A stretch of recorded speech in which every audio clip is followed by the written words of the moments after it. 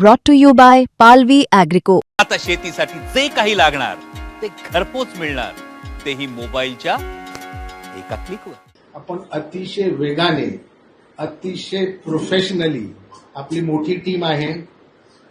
SP CID Pune हे त्याचे आयो आहेत, SP CID नवी मुंबई आणि सर्व त्यांना लागणारे जे काही हेल्पिंग हँड्स आहेत इन्व्हेस्टिगेशनमध्ये ते पुरवण्यात आलेले आहे आणि तपास अतिशय समाधानकारक, योग्य त्या वेगाने, योग्य त्या सुपरविजन खाली सध्या सुरू आहे. आता काही दिवसापूर्वी VSR कंपनीवरती कारवाई झाली DGCA कडून, तर आपल्या तपासात त्या कंपनीचा काही निगेजन्स आढळला?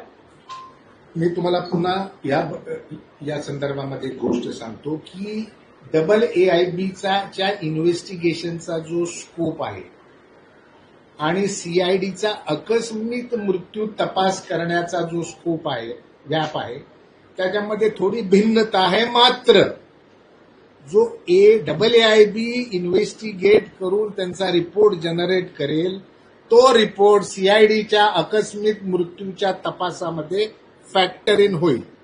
आमच्या इन्व्हेस्टिगेशनचा स्कोप जो आहे तो प्रामुख्याने criminal conspiracy, criminal negligence, rash और निग्लिजंट ऍक्ट किंवा कुठले गुन्हेगारी कृत्य घडलेले आहे का, या दिशेने हा तपास चालू आहे. आणि ज्या दिवशी निष्कर्ष निघेल त्या दिवशी, जसं मी मगाशी सांगितलं की त्याच्यामध्ये क्रिमिनल ऑफेन्स रजिस्टर होऊन उर्वरित तपास पूर्ण करून अभियोग चालवण्यासाठी पुढील पावलं उचलली जातात. लक्षात घ्या, सुप्रीम कोर्टाने सांगितलेलं आहे की तपासामध्ये टाईमलाईन्स नसतात. पर्टिक्युलरली हा जो तपास आहे ह्याच्यामध्ये मल्टिपल आपल्याला एजन्सीज म्हणण्यापेक्षा मी म्हणेन मल्टिपल एजन्सीज शब्द वापरतो, या इन्व्हॉल्ड आहेत, ज्याच्यामध्ये ठिकठिकाणून आपल्याला एक्सपर्ट ओपिनियन, डेटा हार्वेस्टिंग करायला लागेल. याच्यामध्ये या सर्व गोष्टी करायला जो वेळ लागतो तो लागणारच आहे. मात्र मी तुम्हाला खात्रीशीर सांगत आहे की तपास अतिशय योग्य वेगाने आणि अतिशय योग्य दिशेने चालू आहे. आतापर्यंत डिटेल काय कलेक्ट झाले त्या अपघातासंदर्भात आणि तुम्ही म्हणजे घातपात किंवा गट असण्याची शक्यता असू शकते? मी असू शकते असं म्हटलेलो नाही, मी क्लिअर करतो. मी त्या दृष्टीने तपास करत आहे हे मी सांगू इच्छितो. याचा स्कोप तो आहे.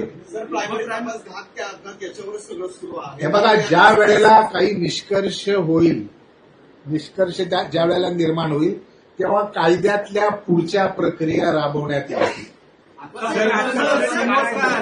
28 दिवसात आतापर्यंत तपासात कोणत्या गोष्टी तुमच्या समोर आल्या?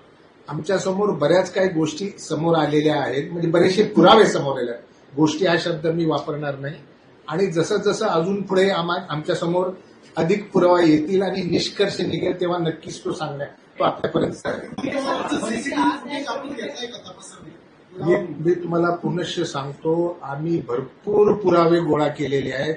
जे उर्वरित आहेत तेही लवकर गोळा करण्यात येतील. लागणारे जे टेक्निकल रिपोर्ट्स आहेत तेही मिळवण्यात येतील आणि त्याच्यानंतर निष्कर्ष काढण्यात येईल.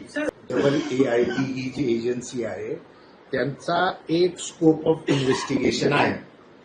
तो झाल्यानंतर एक रिपोर्ट फर्निश होईल जो आम्ही आमच्या तपासामध्ये फॅक्टर इन करणार आहे.